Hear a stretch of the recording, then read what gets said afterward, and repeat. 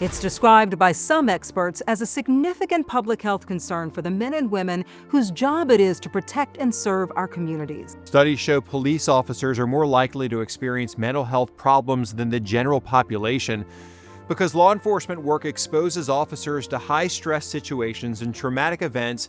It can potentially lead to conditions like post-traumatic stress disorder, substance misuse, depression, and anxiety. Reporter Caroline Hecker examines the high-stress nature of the job, how one officer struggled in silence while working to protect others, and how he turned his challenge into a safe place for men and women in uniform. For the last 13 years, Matt Frkovic has worked for the O'Fallon Police Department, now accompanied by K-9 Loki. You little tail wagging. The job has exposed him to traffic stops. Do you have an ID or anything with you? High-risk search warrants with the feds, and everything in between. My career's filled with death, pretty much. You go to suicides and car accidents and all of those other things. And through that times when you start to realize, man, maybe this job is starting to have like a pretty profound effect on who I am as a person. Like in 2022, when Matt responded to a call about an armed man threatening to kill his parents, police, and himself. After barricading himself inside the house, police say the man came outside with the gun, refusing to drop it, and shooting at officers. Frkovic and other officers fired, killing the man. He called me and said he had been in an officer-involved shooting. And I was just, my mind goes to the worst things. And like the climate with the public and the media and stuff and law enforcement, it was just like, what is our life going to look like now? The next several hours, Matt says, were agonizing, filled with attorneys and an internal investigation. I got into law enforcement to be the good guy. I wanted to be the thing that stood between the bad guys and the general public. And you go from being a police officer to sitting in an interview room and getting interrogated like you're the bad guy. But perhaps the worst part, he says, was the unknown. Officers are routinely placed on leave pending an investigation into a shooting. That isolation, Matt says, morphed into a debilitating anxiety. One night I woke up and I was covered in hives.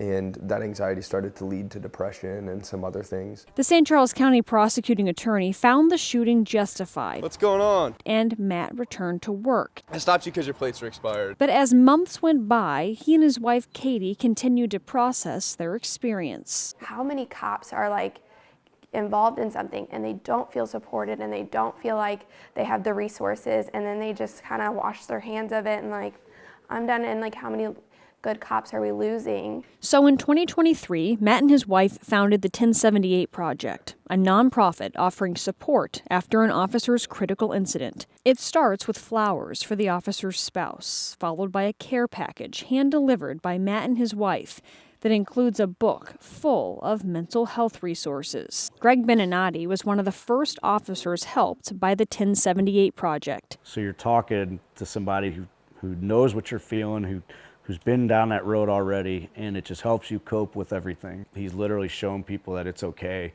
to get help. Take a shooting out of it, just the stuff that officers see on a daily shift.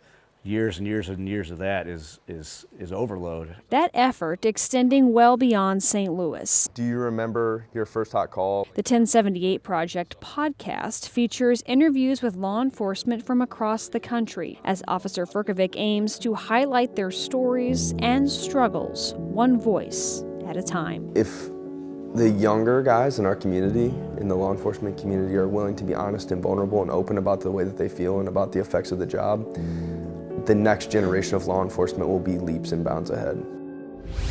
Studies show more than 80% of first responders experience trauma on the job. And experts say because of these challenging and stressful situations, first responders are at a high risk of developing PTSD. Annette Jansen knows their struggles. After spending years as a 911 dispatcher, she opened her own counseling practice. Jansen says PTSD doesn't set in right after a traumatic event. She says there's usually a 30-day gap. She credits younger first responders for changing the culture within the profession. It helps normalize what they're going through as, hey, you're not crazy. This does not make you ineffective as a police officer, as a paramedic.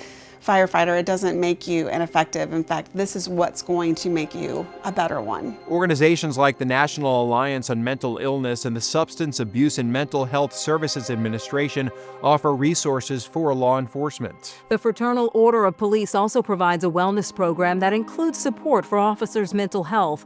We've added links to these groups on investigatetv.com. Just search Officer Mental Health.